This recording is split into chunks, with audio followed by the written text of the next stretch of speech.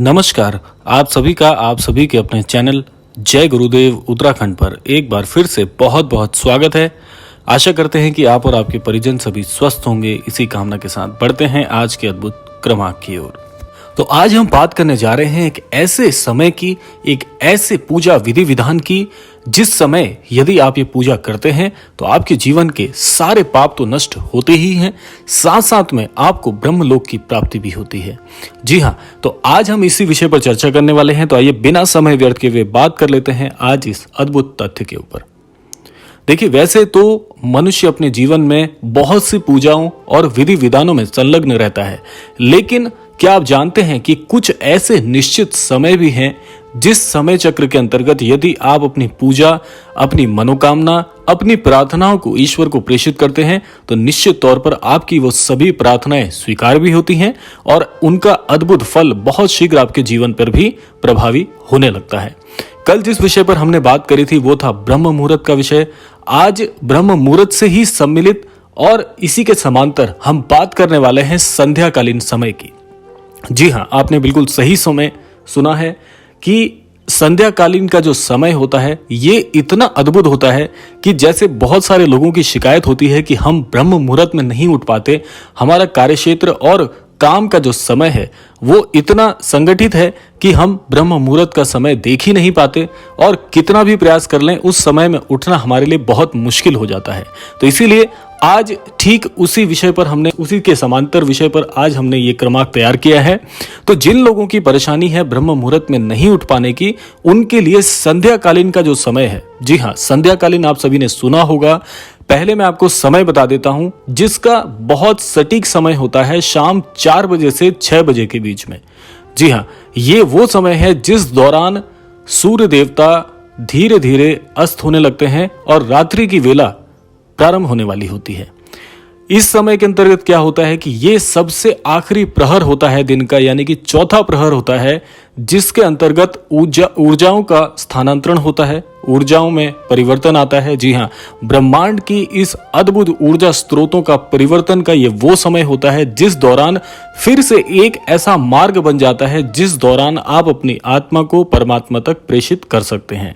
यहाँ पर आत्मा शब्द का अर्थ है कि आपके द्वारा की जाने वाली वो प्रार्थनाएं, वो सारे तथ्य, वो सारी बातें जो आप ईश्वर तक पहुंचाना चाहते हैं। जैसे प्रातः काल में हम क्या करते हैं कि ईश्वर को हाथ जोड़कर अपने कार्य क्षेत्र पर जाते हैं, कुछ लोग प्रार्थनाएं करके जाते हैं, कुछ लोग अपनी मनोकामना बताकर जाते हैं। उसी प्रकार शाम का यानी संध्याकालीन का ये वो गोधूली का समय है जिस दौरान यदि आप अपनी मनोकामना पूजा विधि विधान के दौरान ईश्वर को कहते हैं, वो बहुत प्रत्यक्ष रूप से उस संध्याकालीन वेला में उस ब्रह्मांड तक, उस परमेश्वर तक पहुंच जाती है जहां उसे पहुंचना चाहिए। यानी कि आपके जीवन में जो परिवर्तन आने वाले होते हैं वो बहुत बहुत शीघ्र आते हैं। अब इस समय के महत्व को समझ लीजिए। जिन लोगों को ब्रह्म मुहूर्त में नहीं उठने की आदत है उनके लिए ये समय सबसे उपयुक्त है। इस दौरान भी कुछ ऐसा ही घटित होता है इस ब्रह्मांड में जो कि प्रातःकालीन ब्रह्म मुहूर्त के दौरान होता है। एक ऐसा मार्ग बन जाता है क्योंकि ऊर्जाओं का संचरण और परिवर्तन दोनों होते हैं। उस परिवर्तन में एक वेला ऐसी आती है जिसमें यदि आप ईश्वर के साथ संबंध स्थापित कर लेते हैं प्रत्यक्ष रूप से, आपकी बात सटीक उस परमेश्वर के कानों तक पहुंच जाती है। अब आप सोचिए कितना अद्भुत होगा वो कि ये समय का यदि आप सदुपयोग जीवन में कर लें तो आपके लिए इतना आसान हो जाएगा सब कुछ जितना कि ब्रह्म मुहूर्त में उठने का समय और इस संध्याकालीन के समय में बोले जाने वाली प्रार्थनाओं के स्वरूप में होता है। अब देखिए आपको क्या करना है। अब विधि में आपको बता रहा हूं, बड़े ध्यान से इस विधि को आपने सुनना है।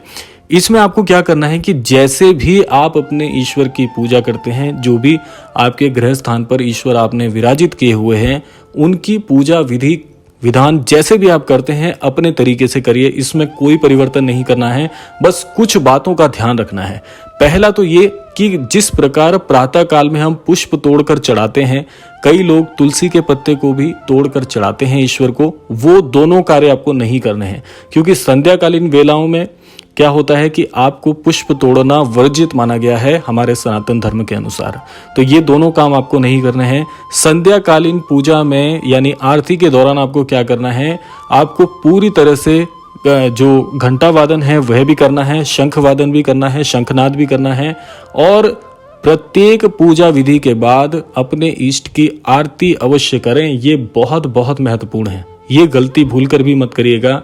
फिर बता देता हूं आपको, पुष्प तोड़कर नहीं चढ़ाने हैं, तुलसी के पत्र को नहीं चढ़ाना है तोड़कर। उसी प्रकार से आपको नियमित रूप से घंटा वादन करना है, शंखनाद करना है, आरती करनी है। ये वो विधि है जो कि आपको संध्याकालीन आरती के दौरान, पूजा के दौरान अवश्य करनी चाहिए।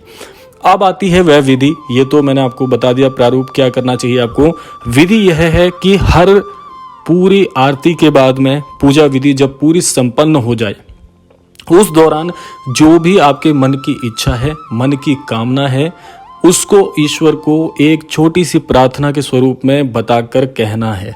प्रार्थना क्या है ये अपने शब्दों में आपको बताना चाहिए, क्योंकि कोई भी प्रार्थना, हर व्यक्ति की प्रार्थना का स्वरूप अलग होता है, शब्द अलग होते हैं, भावनाएं अलग होती हैं, बातें अलग होती हैं। तो इसीलिए अपने शब्दों में जैसे भी आप प्रार्थना करते हैं इसमें कोई परिवर्तन नहीं करना है, लेकिन प्रार्थना अवश्य करना है। प्रार्थना किए बगैर आरती आप यह मानिए कि वो एक प्रकार से आप वो समय, वो अवसर खो देंगे जो जिसके लिए आप ये पूजा विधि विधान कर रहे हैं। तो इसीलिए प्रार्थना अवश्य करिएगा। अगर आप प्रार्थना करते हैं, इससे लाभ क्या होगा यह समझ लीजिए।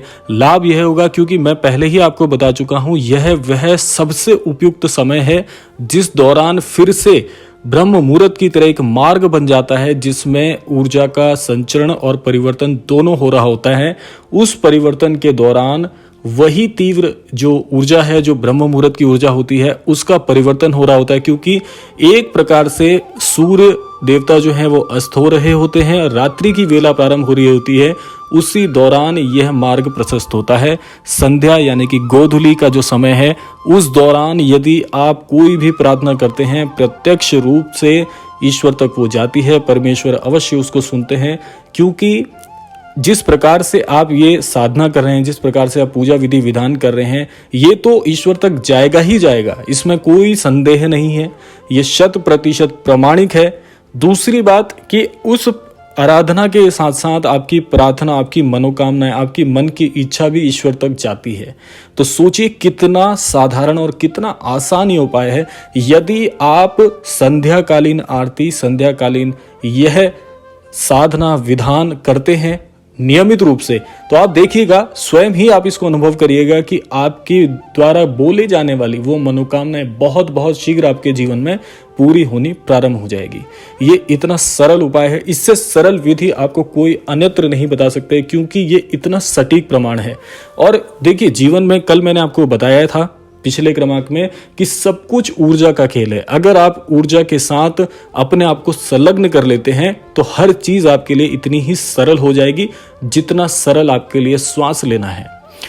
तो यह था आज का अद्भुत क्रमांक, यह था वो आज का अद्भुत उपाय, अद्भुत साधना जो आपको अवश्य करनी चाहिए अपने जीवन में, यदि बड़े परिवर्तन आप देखना चाहते हैं तो यह था आज का अद्भुत क्रमांक। समय आ गया है विदा लेने का। विदा लेने से पूर्व समय है प्रार्थना का। यही प्रार्थना मैं करना चाहूँगा कि श्री महाराज जी सभी को अद्भुत बुद्धि, सन्मति और सद्बुद्धि प्रदान करें। इसी के साथ साथ इस संपूर्ण सृष्टि का, इस संपूर्ण लोक का कल्याण हो। इसी कामना के साथ विदा लेते हैं, मिलते हैं अगले क्रमांक में। तब तक के लिए जय श्री राम, जय गुरुदेव, जय उत्तराखंड।